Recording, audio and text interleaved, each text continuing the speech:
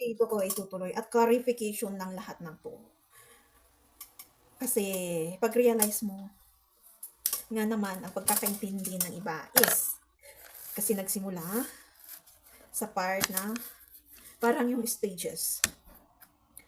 And bakit minsan sinasabi kong wow, paano ako magsalita, paano ako mag-isip, paano ko sabihin yung message, nag-a-advance.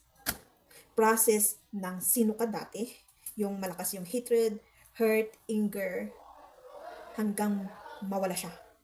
Hanggang okay ka na. And kung anong observation mo din sa experience mo sa mga tao. So iba yung time ni Jesus Christ na bumaba siya dito at nagturo. At sinabi ko din doon is bilang isang support sa ginawa niyang trabaho dito sa mundo. Ang pagpunta ko bilang isang tao na dati ang image is yung first angel Lucifer. Ilang beses ko yan sinabi sa other, lalong-lalo sa other channel ko na English.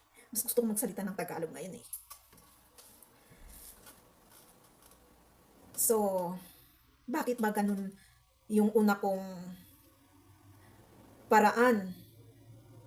Para ako din mismo ang mag-observe sa sarili ko at yun ang dapat sabihin ko din sa inyo na message na kung winelcome mo ang learning, growth, pero andun ka pa rin sa hatred, anger, or middle, which is may mga part na naiintindihan ka hanggang mawala yung hurt, hatred, anger. The enlightenment, awakening, healing. Through observing yourself. Kung saan ka nagkamali, anong pagkakamali ng iba, and paano ka mag-accountable. And every stage, dapat give gratitude to yourself. At doon sa taong yun, kahit sakit ang binigay niya, hatred. Kasi kung hindi mo makita talaga yung learning to grow para mag-mature. Bakit? Pati family, friends, surroundings, nasasali. Pero may iba dyan na nagbibigay ng messages, may part din sila. Kasi alam na ng buong mundo to. At yung iba na nagko-confess is yung ibang nagbibigay ng message. At anong connection nung sinabi kong nung nagbigay sila ng nung pandemic ay may something na parang bumabasa kung anong iniisip natin. Kaya yung iba gumawa ng video na namamagnet talaga yung ano, di ba? Yung na-inject sa kanila. So, ibig sabihin natin parang gelatin or mucus na machine. Paano ko na ano yun? May part akong nakitang message na ako lang at nasa utak ko lang at kung sinong kausap ko dun sa utak ko, paano nila nalaman yun. Pero sinabi ng tao ko, grupo nga sila, di ba? Lahat na yung sinabi kong observation na ma-realize talaga ng tao sana na corrupted talaga ang mga tao. Manners, quality, attitude, characteristic, poise. Talagang corrupted. Sample, kung paano ka makipag-communicate sa kapwa mo. Ang alam lang kasi ng tao is hindi talaga nila alam, kahit magaling ka magsalita, hindi nila alam i-burst out through proper communication, manners, and attitude. Yung gusto nilang sabihin sa tao, kaya ang paraan nila is sa language namin, kasing Tagalog nun, pasagid. Wait lang, isipin ko muna. Yung hindi nila ididiretso yung gusto nilang sabihin sa'yo kahit masakit yun. Yung gagawa pa sila ng paraan para parang pagkakaintindi mo insulto. Mas maganda kasi hindi yung clarification eh. Mas lalong guguluhin mo yung relationship nyo bilang isang tao, magpamilya. Mas magandang diretsuhin mo kasi kahit masakit, kahit nag-away kayo, basta na-clarify.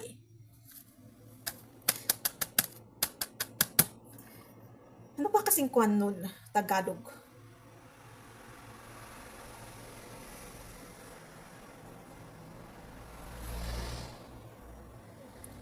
Di kasi ako marunong magganon eh.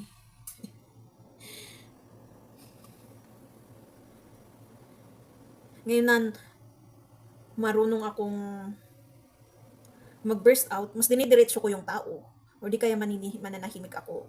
And mag-iisip ako ng grabe talaga ang tao. Pero maya-maya is towards to prayer pa din. Sana ma-realize nila yung ugali nilang yun. Pero ganun pa rin yun eh. Insult yun. Na sana, baguhin natin mga tao. Kasi hindi rin magandang pag-ugali yun. Mas magandang puntahan natin yung taong yun, then i-clarify natin. Gusto man natin ang resulta ng clarification or ayaw natin. Ganun talaga eh. Kung nakuha man natin yung gusto nating resulta or hindi natin nakuha kasi yung iniisip natin is salungat. Lalo-lalo kung light. Lalong-lalo kung alam niyo na yung paano mag-isip yung isang tao, yung negative.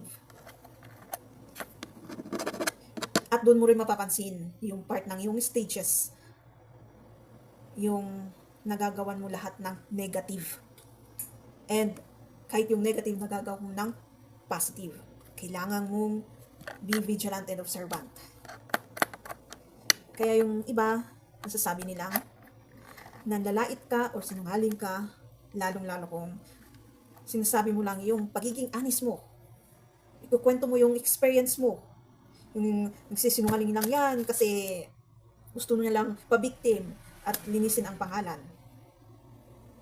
Kaya nga linisin mo yung pangalan mo. Ganun yung process ng healing through kay God. Accountability. Yung parang may part din doon na mag-question ka na, ganito sila sa akin, ganito yung naranasan ko sa kanila. Bakit ako pa yung masasaktan ng ganito kaysa sila? Para makuha mo yung proper processing of forgiveness sa sarili mo at sa kanila. Pero paano mo din i-apply yung boundaries and limitations? And paano ka mag-step forward para i-call yung boundaries and limitations na apakan below the belt, sabihin natin. Nag-go forward sila sa boundaries and limitations na dapat hanggang doon lang sila. Katulad ng pag-iinsulto ng tao. So, hindi natin ata alam ang totoong ibig sabihin ng pag-iinsulto or panglalait. I-differentiate yun sa honesty na sinasabi mo or kinukwento mo or sinasabi mo or kinukwento mo yung observation mo at na-experience mo or nakita mo sa ibang tao. Ganun talagang masakit kung lalong-lalo kung isipin natin na isa tayo sa taong gumawa ng mali sa kapwa natin. Isa tayo sa taong umabuso sa kapwa natin. Kasi dahil bloodline kapatid natin dito sa physical materialistic, kaibigan natin, mabait na tao, or tahimik na tao, ang alam kasi natin na mabait is yung tahimik lang, hindi. Kahit madadayan or tahimik na tao, kung malalaman mo yung totoo, kung paano siya mag-isip, magsalita, sa loobin, hindi mabait kung lahat naman ng lumalabas sa kanyang bibig kung itry mong pagkwentuhan siya ng buhay. Kung lahat naman hatred, anger, inis, insecurities, and meron na rin kasing envy, jealousy, and greed doon. Kasi lalabas at lalabas yung rason na bakit ganito lagi yung na-i-experience ko, pero yung ibang tao, yung wala pa yung knowing sa'yo na everything has a reason. Kung bakit na-experience mo yun, na wala pa yung knowing na baka na-experience din nila, yun lang ginawa din sa'yo. Yan yung unproper manners, attitudes, characteristic qualities ng tao. Unmannered. Na kung anong na-experience mo, paano mo din iti-treat ang kapwa mo. So ano bang dahilan kung bakit andito ako sa part na to? para sabihin din sa inyo kung anong experience, ipakita sa inyo na talagang corrupted ang tao, at paano ang healing, paano nyo maaninag. Hindi ko nga maintindihan yung mga pinagsasabi mo. Baka hindi ka ready at hindi mo pa ginusto, kaya parang taong nagsasalita lang na nakakapinis sa'yo, nakakainsulto, nakakainis.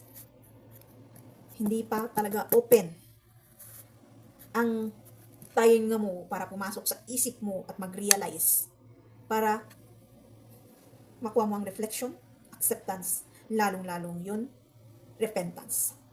In short, accountability.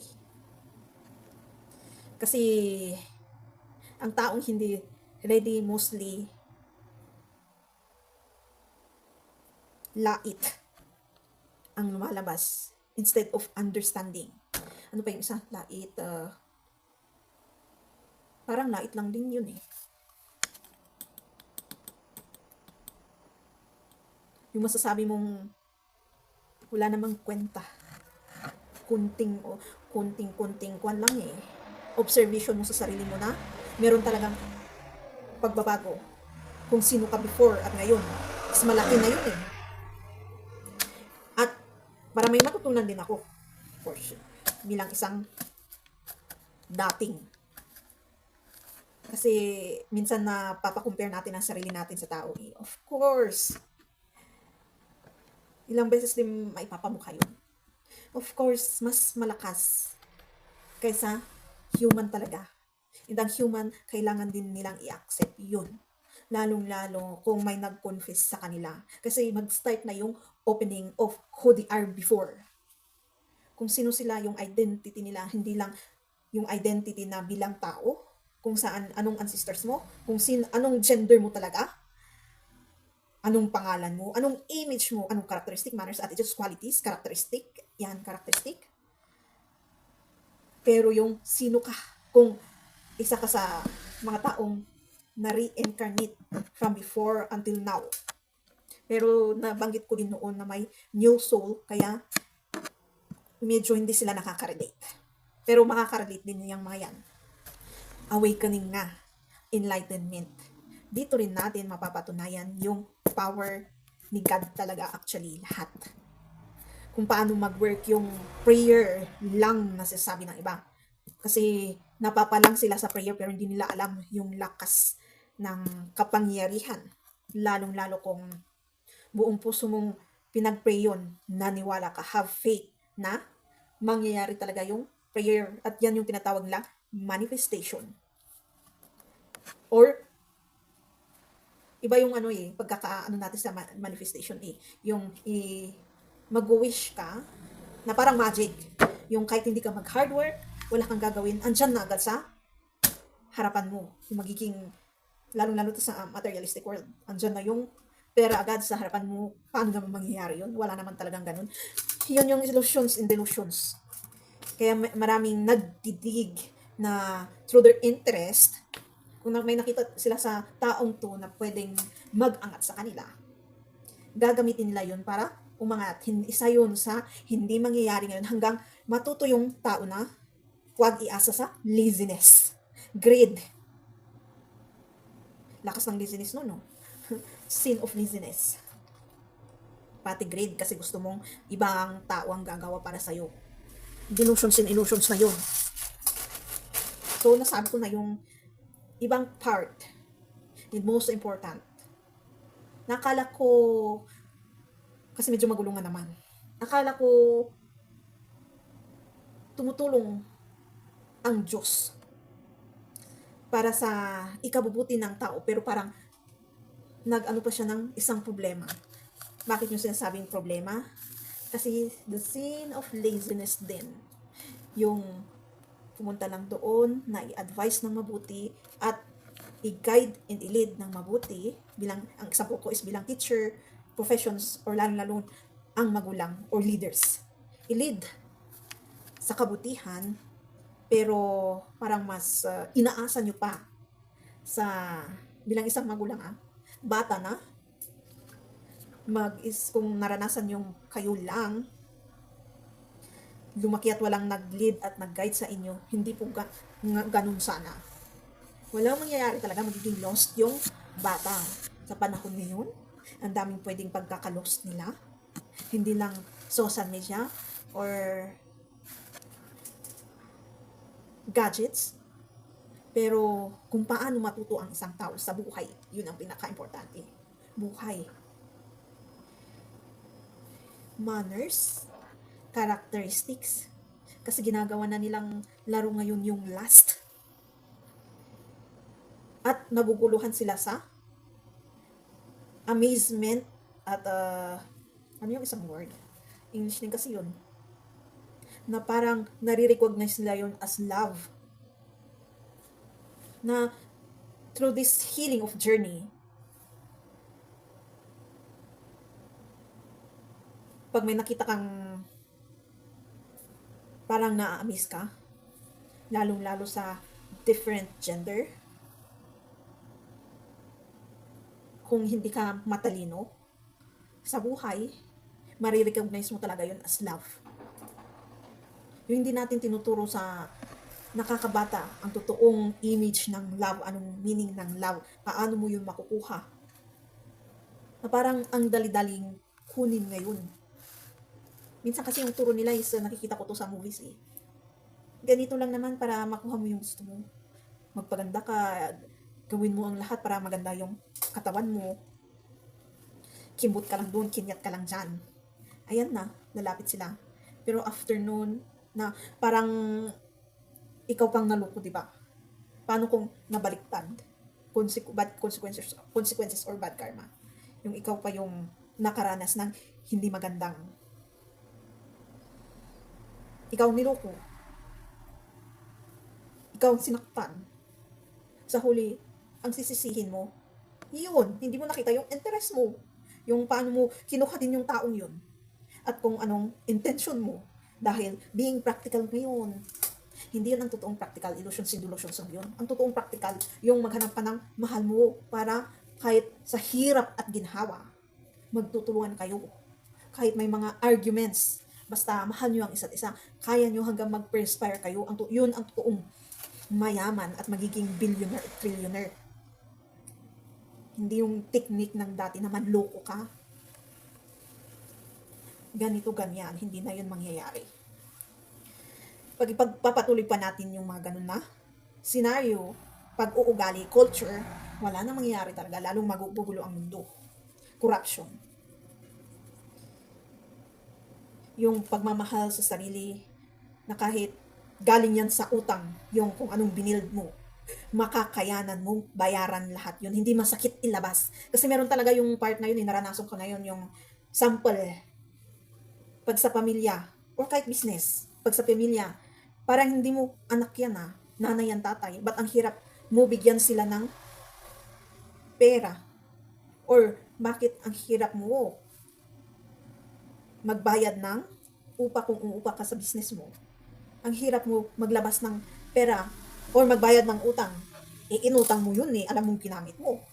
Parang hindi nag-iisip ng tama yung mga tao. Yun ang isa sa tinatawag nating corruption na naging ability ng mga tao. Yung masakit lahat, naging emotions. Kaya nga, sabi sa Bible, don't be deceived with your heart, which is meaning feelings. Okay lang yung ipairan mo yung feelings mo, gusto kailangan din yun sa pag-iisip ng tama, pero make sure you are awake and enlightened para be wise, para wise din yung paano ka mag-decide. Kaya, yun yung sinasabi nilang hindi ka nila makontrol. Hindi nila makuha yung gusto nila sa'yo. Kasi nga, iniisip mo na doon yung part na yun, kung anong tama talaga na daan patungong abundance and prosperity. Kung kahit iano natin sa materialistic world, makuha yung pagiging milyonaryo, bilyonaryo, trilyon.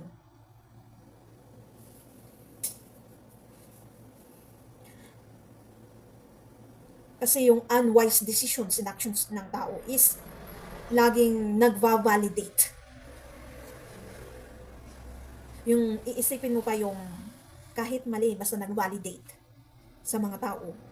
Dahil nga sa image, nagko-collect ka ng materialistic power para gagamitin mo na kung may mas mas malaking pangarap kang gagawin.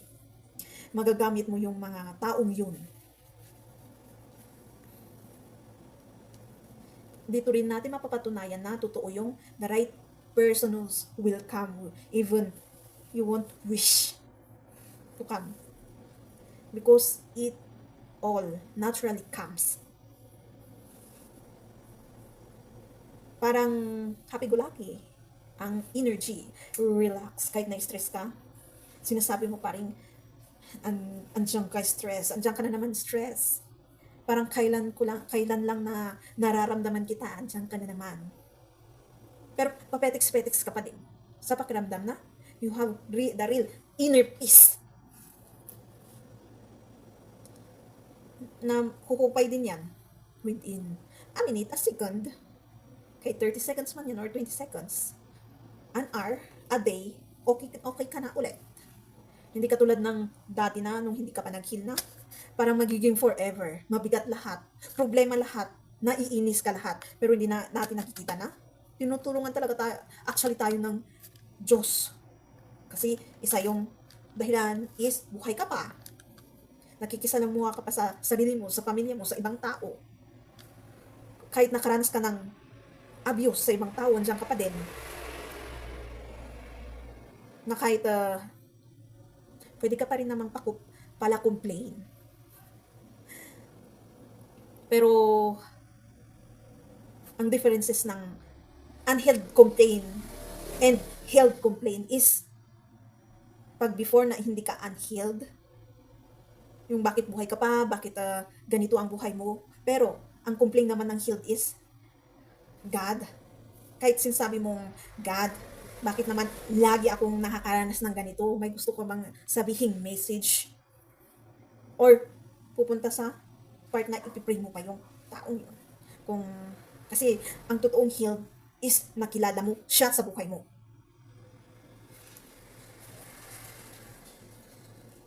Pwede ka rin kasi mag-pretend na very jolly na person. Pero inside the house, inside yourself, may gustong sumigaw.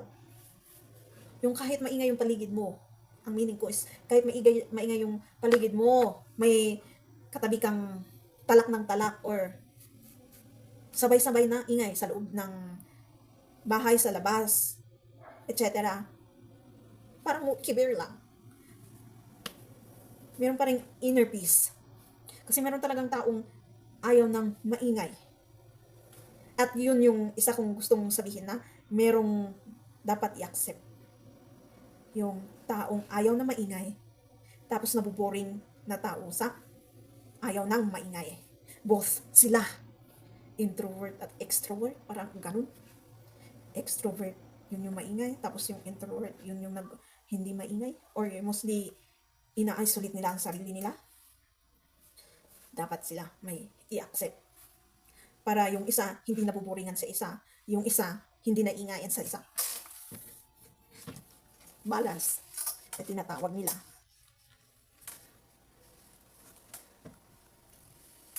And kung may hindi ka naintindihan, kasi pag lalo-lalo kung ganito, alam ko naguguluhan yung sa paligid eh.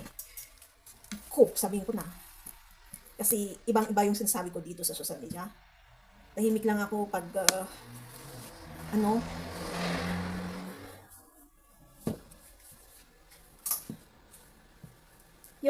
parang yung hihintayin mo din na merong lumapit para mag-question at magtanong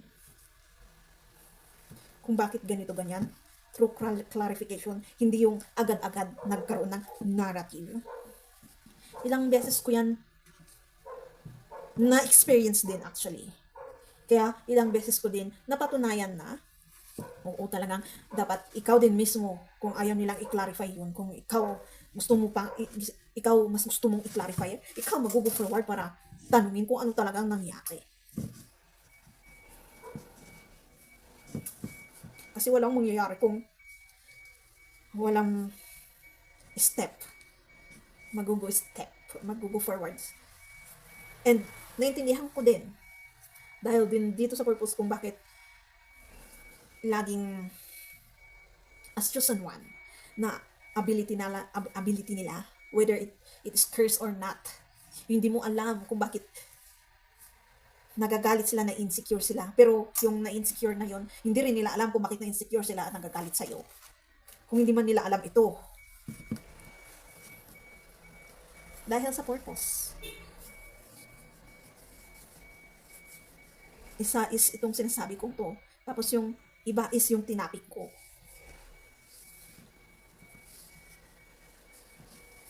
Purpose na, pag na-observe ng isang chosen one yun, kasi parang nagsusumbong din yung part na yun, parang pinapakita nila yung totoong kulay nila para isumbong mo sa Diyos through talking to Him with your own thoughts or prayer.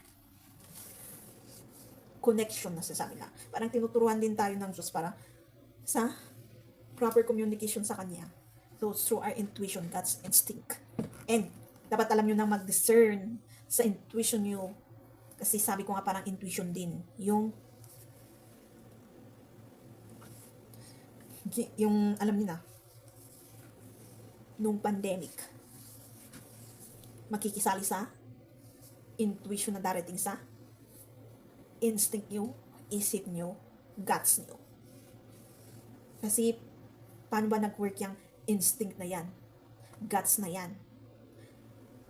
Through your thinking, feelings. Yan, thoughts, feelings, realization. At, paano mo paniniwalaan yun?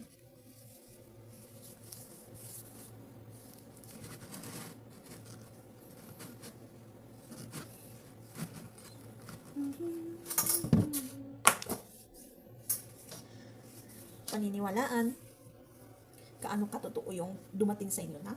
At dapat alam mo din kung paano i-determine kung sa'yo yung pag-iisip na yun or hindi. Again, before ko i-end to, dapat alam natin kung paano i-determine ang totoong nag-i-insult sa nagiging honest sa kanya. At kahit man alam na natin yun, sabi nga sa Biblia, di ba? Don't wish someone's downfall. Kasi dinadown niya na yung sarili niya pag nag-iinsulto na siya, nang iinis siya, or nang lalait siya, di ba? Kahit yung sinasabi ng kanyang bibig is yung nilalait niya, parang nilalait niya rin kasi yung sarili niya. Hindi parang nilalait na niya talaga yung sarili niya. At yung taong nilalait niya. Nasasaktan ka lang kasi naririnig mo yung totoo. Again, walang taong perfect. Lahat tayo ginagawa yun. At pag napansin mo na yun, mag-accountable ka na agad. Yun ang paraan para ma-maintain mo ang inner peace. Maipaglaban mo ang inner peace para hindi ka bumalik sa walang inner peace. Kahit magulo ang mundo, madaming problema na hindi ma-resolve, andyan pa rin si inner peace.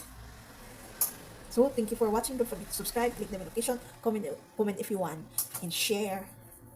Comment something that para may naaninag ka sa message din. Para matuto din naman tayong lahat kasi hindi lahat masasabi. May ibang tao din na magtutuloy or magdudugtong or dadagdagan ang isang message. Hindi lahat, kasi hindi perfect ang tao talaga. Hindi lahat ay masasabi natin professions nga, magkakaiba tayo ng professions.